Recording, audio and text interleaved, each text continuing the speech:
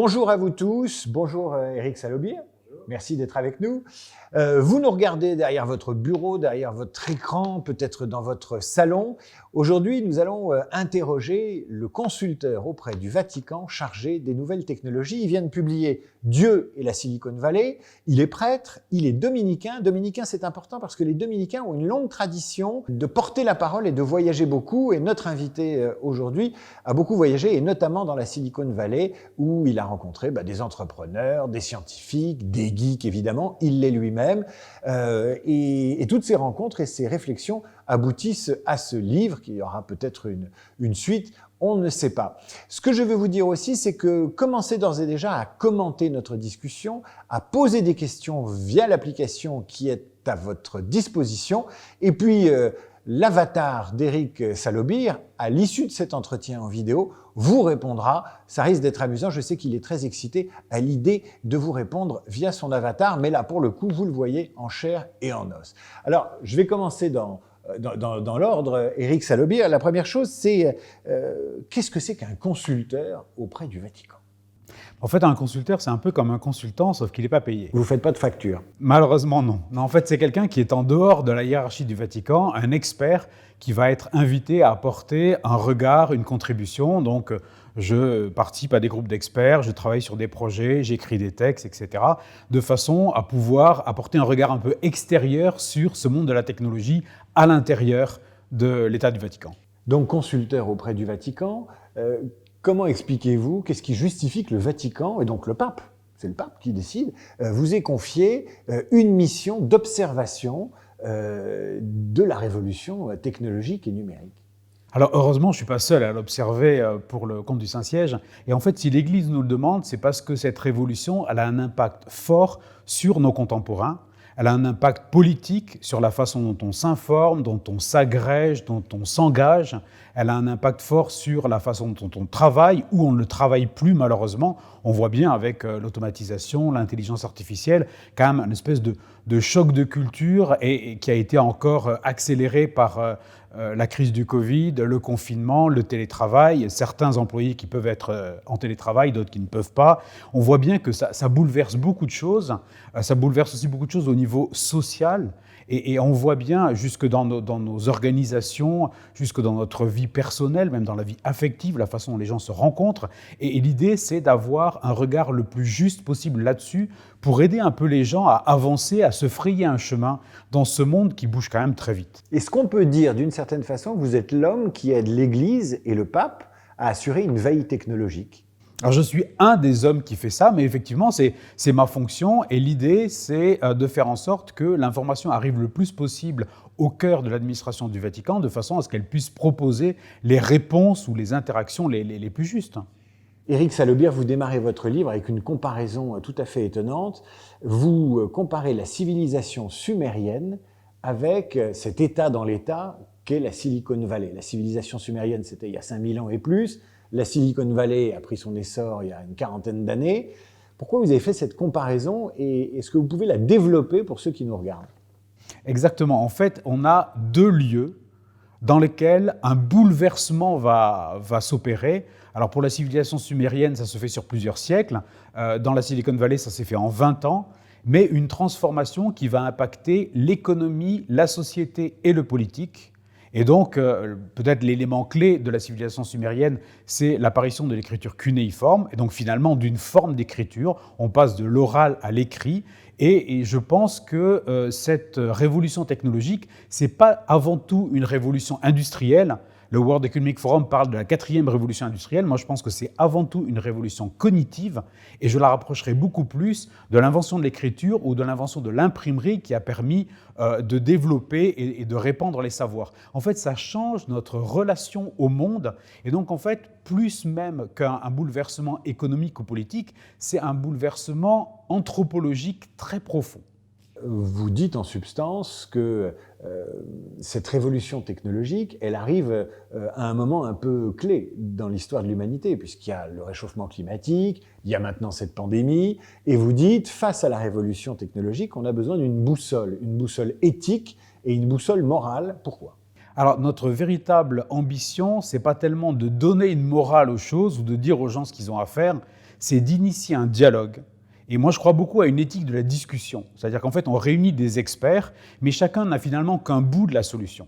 Et donc la question, c'est comment est-ce qu'on met autour de la table des experts du monde de la tech, mais aussi des sciences humaines, des représentants de la société civile, des gens qui vont venir aussi du Vatican, et faire travailler ensemble tous ces gens-là pour faire émerger des choses. Parce qu'on voit que les technologies, finalement, elles rendent plus ou moins tout possible, mais tout ce qui est possible n'est pas forcément utile, n'est pas forcément profitable. Et donc, la question, c'est comment est-ce qu'on va discerner, à travers tous les usages de la technologie, ceux qui vont vraiment faire avancer les choses. Et je pense que la difficulté de cette innovation technologique, c'est qu'en fait, elle est un peu solutionniste. C'est-à-dire, vous avez un problème, ben moi, je vais vous trouver une solution. Une application, un device, un objet qui va vous apporter une solution. Mais le problème, c'est que tous ces petits sauts de puce qui font avancer l'innovation, ça ne fait pas un grand chemin, ça ne conduit pas quelque part. Et le danger, c'est que tout ça, c'est un peu comme un troupeau de bisons, chacun court un peu dans la même direction que les autres. Enfin, on peut vite aller vers le ravin. Alors justement, dans le livre, vous décrivez un grand rassemblement de geeks à la Silicon Valley, le rassemblement, un des plus grands rassemblements de la tech. Et effectivement, vous décrivez ça un peu comme on pourrait décrire un grand souk en terre promise il y a des milliers d'années. Vous décrivez ça comme ça pourrait être une grande kermesse médiévale. Non, ça se passe dans la Silicon Valley. Il y a des fous de technologie, mais même eux, dans l'organisation de ce grand rassemblement technologique, ils sont en quête de sens. Qu'est-ce que vous avez observé? En fait, je pense que c'est à la fois un souk et c'est aussi une agora. En fait, c'est aussi un lieu où les gens vont chercher un peu ce qu'ils appellent les signaux faibles, mais aussi les tendances, et à un moment peut-être aussi le sens qu'il y a derrière tout ça. Et moi, quelque chose qui me frappe beaucoup, c'est que la Silicon Valley, elle s'est quand même construite un peu sur les restes des communautés hippies des années 60 à San Francisco. Et même si, forcément, ils se sont réconciliés à la fois avec la technologie et avec le profit, ils ont gardé cette idée de let's make a better world, créant un monde nouveau, un monde meilleur. Le problème, c'est qu'est-ce que c'est un monde meilleur? Et je pense que l'une des questions que se posent le plus les gens qui font vraiment bouger les choses là-bas, qui sont un peu les gourous, qui sont les patrons des grosses boîtes, c'est comment est-ce qu'on est certain qu'on va dans la bonne direction. On a des leviers extrêmement puissants en main, on transforme les choses vraiment de façon extrêmement importante et planétaire. Comment est-ce qu'on est sûr qu'on emmène les gens dans la bonne direction? Et ça, c'est vraiment une question qui se pose de façon assez forte. Et on voit bien effectivement qu'on a cette réflexion, ce bouillonnement dans lequel tous ceux qui viennent apporter des éléments de sens ou d'humanité sont très bien reçus. Et d'ailleurs, on remarque dans les prises de parole de ces patrons de technologie, dans la façon dont ils prennent la parole, dans la façon dont ils parlent eux-mêmes, souvent de leur propre résilience pour vous vendre une application ou une création d'entreprise, ils se prennent un peu pour des prophètes. Je pense qu'en fait, on se prend tous un peu pour des prophètes, il faut être honnête. C'est-à-dire qu'à partir du moment où on fait bouger quelque chose, on a envie de le partager. À partir du moment où on a envie de le partager, et quelque part, on prophétise un petit peu autour de ça. Je pense que c'est des gens qui, moi, quand même, je me rends compte, un certain nombre d'entre eux ont une vraie hauteur de vue, ont une vraie compréhension de la façon dont notre société et surtout notre économie fonctionne. C'est aussi pour ça qu'ils réussissent, il faut être honnête. Après ça, c'est aussi des gens qui, comme je disais, n'ont qu'une partie des cartes en main, n'ont qu'une partie de la solution. Et moi, l'idée, c'est vraiment d'asseoir tout le monde autour d'une table pour pouvoir échanger un peu les cartes, rebattre les cartes. C'est ça, il y a un point qui est important dans la Silicon Valley, c'est comme une espèce de titre de noblesse, c'est être game changer, c'est celui qui rebat les cartes. Je pense que pour faire ça, il faut se mettre à plusieurs. On a toujours entendu que science sans conscience n'est que ruine de l'âme. Qu'est-ce qui rend cet énoncé plus actuel que jamais ? Alors je pense que la science sans conscience, c'est déjà quelque chose de dangereux. Maintenant, on est passé à l'innovation technologique et je pense que l'innovation, elle a encore plus besoin d'être guidée. On a dit depuis longtemps que la science avait besoin de recul pour éviter d'aller dans le mur. Simplement, à l'époque, on parlait de progrès scientifique et chaque fois qu'on faisait une découverte, objectivement, c'était un progrès. La vraie question, elle était plus sur la façon dont on faisait ces progrès-là, sur les protocoles, on va dire, sur le comment. Quand on parle d'innovation, en fait, on ne parle pas de progrès. Ce qui est une innovation, c'est ce qui est nouveau. Or, le progrès, c'est ce qui est mieux. Et ce qui est nouveau, ce n'est pas toujours mieux. Et donc, effectivement, cette technologie, elle va nécessiter de redoubler d'attention dans la façon dont on choisit nos objectifs. J'ai un ami au MIT qui a l'habitude de dire l'intelligence artificielle, c'est comme un rocket pack, vous savez, un sac à dos fusée. Si vous allez dans la bonne direction, il vous amène dans les étoiles. Si vous allez vers le mur, vous tapez beaucoup plus vite dans le mur. Vous dites dans votre livre que le secteur technologique est en quête de sens et vous faites une observation assez amusante, si j'ose dire, c'est que l'Église profite pleinement de la révolution technologique. C'est vrai que voilà, Benoît XVI avait fait son premier tweet, le pape François est un communicant hors pair et il utilise tous les canaux, y compris Internet. En revanche, vous dites, on n'est pas sûr que la foi profite beaucoup à la Silicon Valley. Vous dites, ça va dans un sens, mais pas dans l'autre. Expliquez-nous. Je pense que l'Église, elle s'est emparée de la révolution technologique bien avant la Silicon Valley. Marconi et Radio Vatican, les débuts de la télévision, par exemple, qui, en France, coïncident avec les débuts de la RTF, avant même l'ORTF, ça montre que l'Église a quand même été toujours avide d'utiliser tous les canaux. Et avant ça, c'était les vitraux, c'était le chant. Enfin, on a toujours été assez multimédia. Donc en fait, ça, c'est pas nouveau.